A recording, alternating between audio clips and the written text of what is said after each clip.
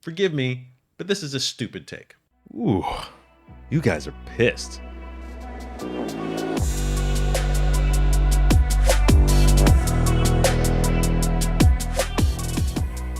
There were a lot of comments on my first video covering the NVIDIA announcement. A lot. I tried to quit paying attention when it hit 500. It blows my mind you guys get so worked up about something some random dude on the internet said that you... I get it. When I wrote the script for that video, this channel had 6 subscribers. We had less than 300 total views on 16 videos. When I recorded the second, we had 20 subscribers and I think a few hundred new views. I stand by everything I said, but I could have been clearer and would have been if I thought anyone other than my wife would see it. So let's get to this. Okay, I didn't think she would even watch it. And I was right. There's some comments that popped up a lot. That I'm a shill, that I work for NVIDIA, that I'm a fanboy, that I think NVIDIA are the good guys, that I think everything they did was okay, that I didn't get that people were upset about them having 2 cards with the same name and different performance, that I forgot mining happened, that I think people should buy this card, that I totally believed their performance claims.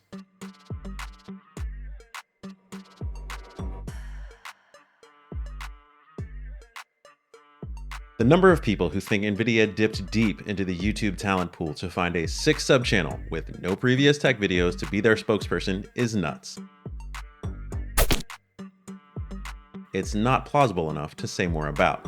I do like NVIDIA products. I've had a 760, a 1080 Ti, a 2080 Super, and a 3070. They've all worked great. I've also had a 280X, a 390, a 580, and a 6600 XT. They were fine too. The 6600 is actually really nice for couch gaming. I have no feelings about either brand because they're just giant companies who want my money. They're not the good guys, and most obviously, neither am I. There's no reason for any of us to have loyalty to a brand we don't work for. Hell, there's not much reason to be loyal to a brand you do work for. Just do the job and go home. I can see how the first video was taken as a defense of NVIDIA rather than of a company's right to set the terms of its own products. I could have been clearer, but the second one, I spent half of it trashing their last 2 launches, then criticizing the current one. Maybe next time I'll run a disclaimer.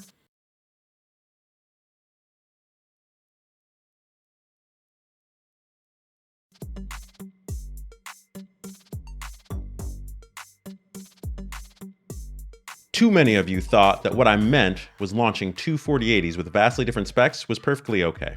I didn't. I think it's confusing. I think it's risky. I think they knew it was confusing and risky when they decided to do it, and it's already backfiring.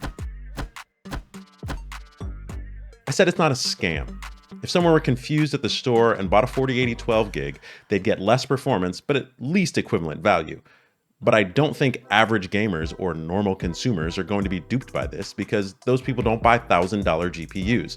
Average gamers and normal consumers will spend over $1,000 on a laptop or a desktop, but they're not going in for these cards. The top 9 in the Steam survey are 60 series and below. The 3070 comes in 10th with 2.32%. The only 80 series cards with more than 1% are the 3080 at 1.7 and the 1080 at 1.28. 14% of users have a 1050, 1050 Ti, or a 1060. To be clear, I think they knew it would be confusing, but assumed they could educate people out of their confusion. People spending this much money on an entertainment luxury, especially in this niche, do a ton of research. Even then, I think they're going to have a hard time. I'm staying away from words like scummy and evil because I don't think the regular people at NVIDIA who had to implement this plan would go along with intentionally misleading the consumer. But I could be wrong. But if we're talking about duping consumers, then we need to talk about the hype and review cycle. Nobody is walking into Micro Center to drop $1,600 on a single part with no research. But when average consumers go in with $350 to buy a GPU so they can play Apex or Fortnite, all they know is that NVIDIA makes the best and fastest cards on the market and maybe their ray tracing is superior. With no idea that it has no relevance to their use case and that they could do 1440 high settings with an RX 580. They're going to spend their whole wad on a 3060 or something because they believe the hype and they're more likely to be low information consumers. It's not a knock on them, by the way. None of us research everything we buy super deeply, but NVIDIA is desperate to keep the performance crown to keep these people buying high margin, low tier product. But they can't do that unless the loudmouths, that's us, keep pumping their high end stuff. In my second video, I said that saying the 4080 12GB is really a 4070 based on a spec sheet is dumb because that's not how things work. They aren't obligated to name their products based on your expectations. If it's a product, say so. But to say with all seriousness that consumers get to name a product based on a quick look at a spec sheet is silly. They design the die, they can break it down and name it however they want. A few people reference leaks that somehow definitively showed that this was supposed to be a 4070. As late as July, the 4070 was supposed to have 7,160 cores and 10 gigabytes of GDDR6. All those things changed in later leaks, but the primary leaker said in September, "We know some specs, but the corresponding relationship between specs and models has not been determined." So it's still not a 4070.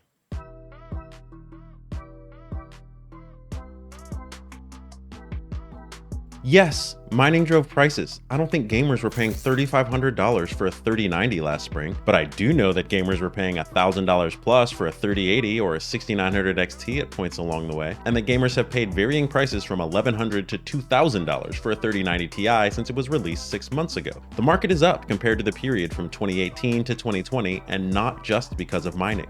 Was anyone talking about paying $1,000 for a GPU in 2017? Even during that mining cycle, $1,200 for a 1080 Ti was an absurd price. Finally, no, I didn't automatically believe their claims. I said multiple times that we should wait for benchmarks. Pay attention to the performance. If benchmarks show that and independent testing will tell us if it's true, and if independent benchmarks based on their stated performance, which isn't real until independent benchmarks come out to corroborate it. I don't know if this is a good card. It might be good for everyone. It might be good for just people playing single player games with RTX and DLSS.